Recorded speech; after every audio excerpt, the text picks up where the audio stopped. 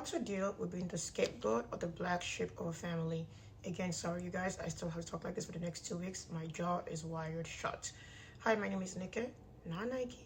Let's do it. Someone who grew up in an immigrant household, a Nigerian household to be very specific, and the eldest daughter of that household, I know all the information you need about being the black sheep because I live it every single day, especially knowing that you're the generational curse breaker, you're the chosen one of that family. In a Nigerian household, you know that you're only loved when you're successful. So all the black sheeps and all the scapegoats of a family gather here. We're gonna do this together. Number one, you gotta come to terms that your brain learned survival, not joy. Okay? Growing up in a household where you're the scapegoat and you're the black sheep, your amygdala learns all the time how to scan for rejection. You're not being dramatic. You're just trying to be safe. Your brain knows all the time that we gotta scan. This one likes us or not constantly because you had to be alert growing up in the household. You learn to be adaptable. Number two, stop trying to earn a seat at a table that was never built for you. You need to make a neurological shift and stop begging for approval. Do you understand? When you do that, the prefrontal cortex, where the decision making happens, guess what? It stops firing threats and you can be around them and not care. Learn how to self-soothe in a way your parents never taught you. Yeah, you didn't get any co-regulation growing up, but now it's your turn to parent yourself. You're gonna have to learn to do some breath work, cold water on your wrist, learn how to do some vagus nerve exercises, some somatic therapy. You're gonna have to learn how to self-soothe and regulate your nervous system. Number five, you're gonna have to learn how to be radically selfish. And I mean radically, okay? Let me tell you something. It's not arrogance to be selfish. It's not arrogance. Like we learned that, especially growing up in an immigrant household. Oh my God, that rich auntie or that uncle that's so selfish. It is not arrogant to choose selfishness in a toxic family, okay?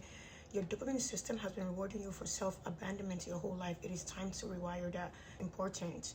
You have to grieve the fantasy family. You have to let them go. You have to grieve it. Do a burial ceremony if you have to, but you have to let them go. Grieve the imaginary parents who love you unconditionally. Grieve the sibling closeness that you wish you had. Grieve the siblings that would never betray you. I have a family member who did this to me when I was getting canceled, went on my blog and wrote all my personal business publicly for the whole world to see.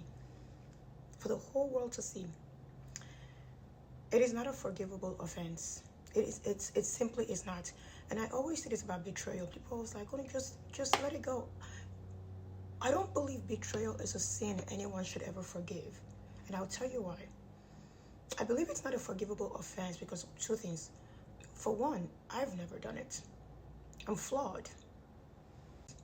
But betraying someone is not one of them.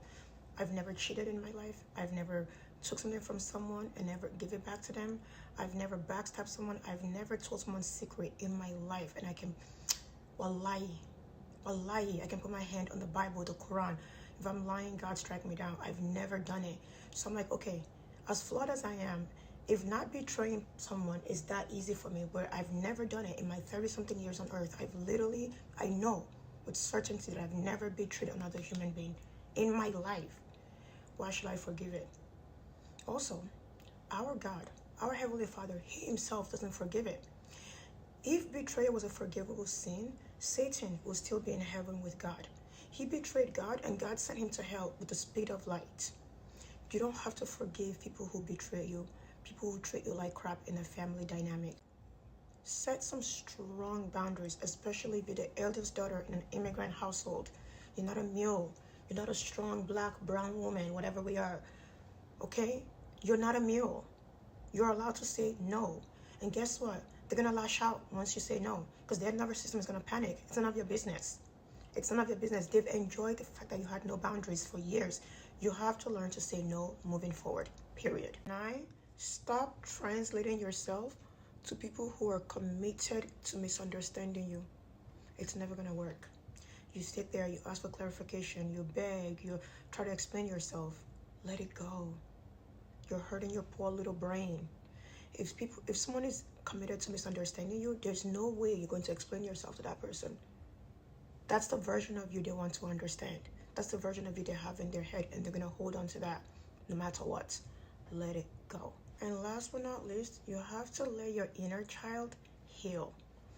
You got to go back and reparent yourself. Picture yourself, close your eyes and picture yourself at 8 years old, at 9 years old, or 6 years old, or 15 years old, and then give that child a hug, okay? Tell them they were never the problem.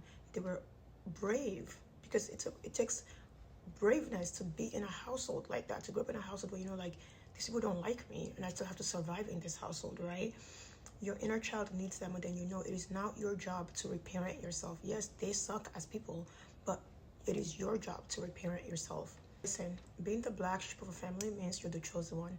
You are there to break the pattern of that family. You're there to fix everything they run from, okay? To break generational curse. It is exhausting, but it is sacred. And I wrote a little poem to finish it off for all of us black sheep. You were never the black sheep. You were the one who refused to lose yourself. You were the one who saved yourself.